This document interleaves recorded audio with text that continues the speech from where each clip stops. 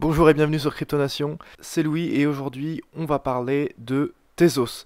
Tezos, c'est une levée de fonds qui a lieu en ce moment, enfin disons que c'est une nouvelle crypto qui a été développée déjà donc depuis quelques temps. Le développement a commencé il y a plusieurs années. Et donc aujourd'hui la levée de fonds, donc l'ICO a lieu en ce moment. Je vais vous parler un peu de cette crypto, donc c'est ma première vidéo dans une série de vidéos dans lesquelles je vais vous parler de différentes cryptos, différents projets, que ce soit des ICO ou que ce soit des cryptos qui soient déjà établis. Donc là, je commence par une ICO, je commence par Tezos. Dans d'autres vidéos, j'évoquerai des cryptos qui sont déjà plus établis, comme Ethereum ou Dash, que l'on ne connaît toujours pas forcément toujours très bien, même si on les utilise et qu'on en a entendu parler. Aujourd'hui, je vais vous parler de Tezos. C'est une ICO qui est en cours en ce moment. Peut-être que au moment où vous regarderez donc, la vidéo, l'ICO sera terminée.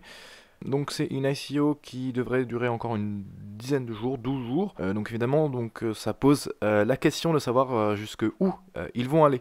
La plupart des ICO, il y a une limite à l'argent qui est levé. Donc là, on pourrait très bien aller vers des sommes qui sont très importantes. Ça peut devenir l'ICO la plus importante qui n'ait jamais existé. Donc on pourra suivre tout ça. C'est pas forcément une bonne chose que ce soit la plus grosse ICO pour le projet. Il y a des débats là-dessus parce que avoir une levée de fonds trop importante, ça peut amener ensuite le prix à descendre après l'ICO puisqu'on n'a plus cette notion de rareté. La limite, elle est temporelle, elle n'est pas en termes de fonds levés. Donc le fonds levé, on en est à 16 000 Bitcoin et 50 000 ETH au moment de faire cette vidéo. Donc je vais évoquer rapidement les différentes caractéristiques de ce projet. Donc quelle est la caractéristique principale de Tezos? La caractéristique principale, c'est donc que c'est un livre de compte, un ledger qui est capable de se changer lui-même. Donc ce que ça veut dire, c'est qu'en fait, Tezos implémente une nouvelle forme de gouvernance en fait. Donc c'est un peu une réponse à certaines crypto-monnaies qui rencontrent des problèmes pour faire émerger un consensus. Donc comme Bitcoin, et bien Tezos propose de faire les choses autrement, donc de doter la crypto-monnaie, donc de doter Tezos d'un système de gouvernance plus démocratique. Donc après voilà, il y a un débat aussi également autour de ça, c'est-à-dire que les règles de gouvernance et la manière dont on attribue des droits de vote. Puisque en l'occurrence, il y a un système de vote qui sera mis en place, mais évidemment les droits de vote seront dépendants des Tezos qui sont possédés. Donc ça génère une autre forme de pouvoir par rapport au nombre de Tezos qui sont possédés. Mais donc la forme de gouvernance est différente que la forme de gouvernance dans laquelle les mineurs ont plus de pouvoir par exemple. Mais néanmoins on a parfois des problèmes à maintenir la prise de décision décentralisée et une prise de décision qui soit au niveau des utilisateurs. Donc c'est ce que Tezos veut changer. C'est vraiment ce sur quoi ils mettent l'accent. Le fait que ce soit une blockchain démocratique, en un sens. Donc une autre chose dont il faut parler effectivement, c'est que Tezos, c'est ça, un mécanisme de décision et une plateforme pour des applications décentralisées. Donc ça, si vous connaissez déjà un peu les cryptos, ça vous rappelle quelque chose, ça vous rappelle Ethereum, évidemment. Ethereum, c'est une plateforme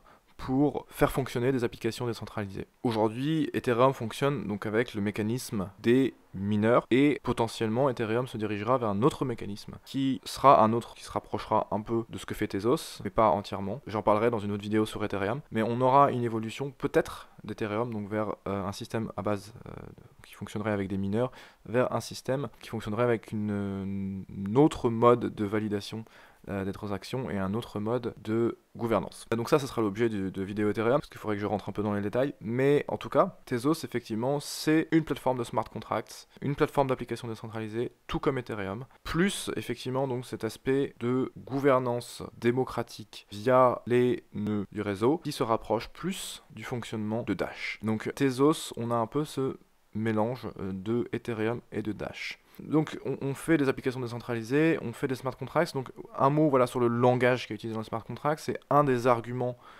mis en valeur par Tezos, mis en valeur par le créateur, enfin les créateurs de Tezos, c'est que le langage qui est utilisé est censé empêcher ou limiter d'éventuels bugs. Donc en prenant comme exemple cet épisode de The DAO sur la blockchain Ethereum.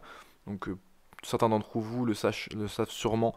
Donc ZDAO, c'était un projet de organisation autonome décentralisée, donc une espèce de une organisation un peu comme une entreprise dans laquelle effectivement les décisions auraient été prises de manière décentralisée grâce à la blockchain. Donc ZDAO, grâce à la blockchain et aux smart contracts, et ZDAO avait, à cause d'une erreur dans son code, en fait, s'était fait voler des quantités extrêmement importantes d'Ethereum, ce qui a amené au fork entre Ethereum et Ethereum classique. Donc Tezos aussi donne un autre langage, utilise un autre langage de programmation qui est censé éviter ce genre de choses en étant plus explicite, étant plus facile à vérifier et plus facile à écrire, tout en étant plus facile à vérifier. Donc ce langage en fait est même un langage spécifique. Ça s'appelle alors je vais retrouver le nom, Michelson, voilà.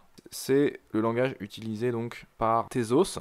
Donc voilà, parmi les grands principes donc, de Tezos, on a donc cette histoire de gouvernance dont je vous ai parlé. Donc toujours donc, dans cette idée de chercher la décentralisation, de redécentraliser la blockchain vis-à-vis donc de certains problèmes qu'on a pu avoir au niveau d'autres cryptos, dont Bitcoin. Donc, cette idée que donc on va faire en sorte d'avoir un langage qui va nous permettre d'être plus correct, plus sûr. Proof of Stake, c'est donc le système sur lequel repose Tezos pour valider les transactions. Donc dans Bitcoin, on est sur un système qui repose à la base de mineurs qui mettent à disposition de la puissance de calcul et sont rémunérés par des Bitcoins nouvellement créés au fur et à mesure qu'ils valident des blocs.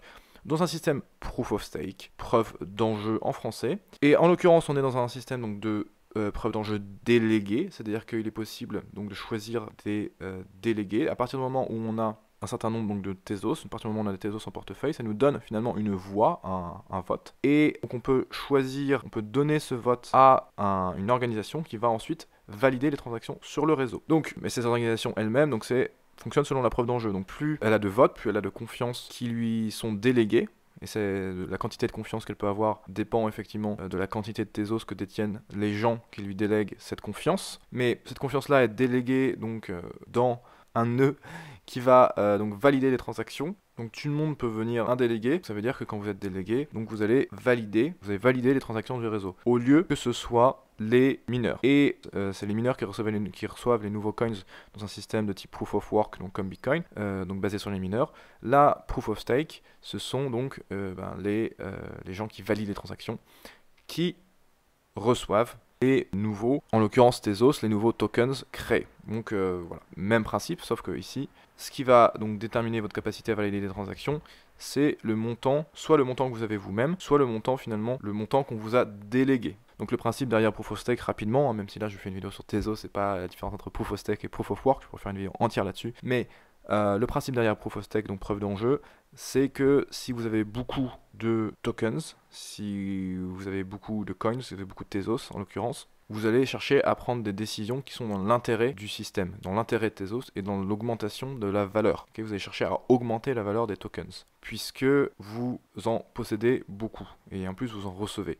Donc votre intérêt, il est clairement de prendre les bonnes décisions pour le futur de la blockchain, de manière à maximiser la valeur des Tezos que vous avez. Et si jamais vous prenez les mauvaises décisions, vous allez perdre la valeur des Tezos que vous avez. Et donc ça fonctionne dans les deux sens. C'est-à-dire qu'il y a bien un système de rémunération en prenant des bonnes décisions et de sanctions si l'on prend des mauvaises décisions, dans le sens où, dans le système preuve d'enjeu, si vous prenez des mauvaises décisions, eh bien vous perdez. Voilà, c'est pas n'importe qui peut prendre des décisions, il faut que vous prouviez que vous avez quelque chose en jeu. L'intérêt évidemment donc, de ce système, c'est que dans le système type Bitcoin, hein, c'est pas vraiment la validation des transactions en elles-mêmes qui prennent beaucoup de capacité et beaucoup de puissance de calcul. C'est en fait le minage, la résolution d'algorithmes, la résolution de problèmes cryptographiques qui permettent donc de protéger le réseau et de rendre suffisamment difficile la validation des blocs pour éviter encore une fois que les mineurs prennent des mauvaises décisions, parce que sinon ils auront perdu des quantités considérables d'énergie si ils valident les mauvais blocs. Bien là, c'est donc un principe qui est différent avec la preuve d'enjeu. Donc ça veut dire qu'on a beaucoup moins donc, de besoin de puissance de calcul si on est dans un système preuve d'enjeu plutôt que si on est dans un système proof of work. Preuve d'enjeu, hein, c'est évidemment plus récent que le système de preuve de travail proof of work. Ça n'a pas encore fait ses preuves véritablement preuve d'enjeu. C'est utilisé dans un certain nombre de cryptos, mais on n'a pas encore des cryptos de la taille évidemment de Bitcoin, ou même qui se rapprochent de la taille de Bitcoin, qui utilisent la preuve d'enjeu pour le moment. Donc ça viendra sûrement, mais pour l'instant c'est pas le cas. Derrière Tezos, on a des Français, pas uniquement, mais on a Caitlin et Arthur Breitman. Arthur Breitman qui est né en France, a étudié à l'école polytechnique, maths, physique et informatique, qui est passé par Goldman Sachs et Morgan Stanley, et donc qui est se définissant comme un crypto-anarchiste. Donc leur équipe de développement principalement basée en France et donc ils ont un partenariat également donc avec une entreprise française qui s'appelle Ocaml Pro. Donc il y a également donc une fondation donc qui va piloter au moins au début donc l'évolution, l'implémentation et la promotion de Tezos. Parmi les conseillers, donc on a des gens assez connus dans l'univers Bitcoin, surtout donc Zoco Wilcox qui est donc à l'origine de Zcash. Donc voilà, donc maintenant on est dans la période, donc ça a commencé le 1er juillet, on est dans la période de levée de fonds. Et donc cette levée de fonds, elle n'est pas limitée. On peut arriver à avoir énormément de fonds. Il vous explique ici dans page 19 ce qu'il compte faire avec les fonds, mais effectivement, il n'y a pas de limite qui est posée, il n'y a pas de maximum sur les fonds qu'ils peuvent lever. Alors, moi je voulais surtout donc vous parler un peu du concept et de la technologie. Donc attention, faites bien attention si vous comptez investir dans des ICO. Les ICO c'est extrêmement risqué. En l'occurrence, on est sur une crypto-monnaie qui va avoir énormément de concurrence, qui cherche à concurrencer Ethereum qui est déjà bien installé. Ce n'est pas du tout la première plateforme évidemment qui permet de faire des smart contracts, et donc ce n'est pas non plus la première plateforme qui fonctionne avec la preuve d'enjeu. Ce n'est pas la première plateforme qui cherche à améliorer l'émergence des consensus au sein de la blockchain et donc la gouvernance de la blockchain. Donc ce n'est pas radicalement nouveau. Après on a quand même derrière des soutiens importants, on a des investisseurs assez connus comme Tim Draper qui a dit vouloir investir dessus. Et le projet, cette période d'incertitude autour de l'avenir de Bitcoin, évidemment ce projet quand même a cet attrait de proposer une solution quant à la gouvernance pour améliorer donc la gouvernance du réseau. Le fait également qu'il n'y ait pas de maximum fait qu'il n'y a pas vraiment de rareté donc du token, donc on peut aussi voir la valeur baisser parce que une fois qu'elle arrivera sur les plateformes d'échange, puisque finalement tous ceux qui voulaient avoir des Tezos auront pu l'avoir durant l'ICO puisqu'elle dure un certain temps. Donc voilà, donc c'était tout pour cette vidéo sur une crypto, donc première vidéo dans laquelle je parle d'une crypto en particulier, donc en l'occurrence je parle même d'une ICO, donc le token n'est pas encore lancé, il ne peut pas encore être échangé sur les plateformes d'échange. Et voilà, donc maintenant je vais sûrement parler dans la prochaine vidéo de crypto déjà lancée, un peu plus connue, je vais voir ce que je fais. N'hésite pas à t'abonner pour de nouvelles vidéos sur les cryptos et à liker cette vidéo si t'aimes ce genre de vidéo. Et à très bientôt.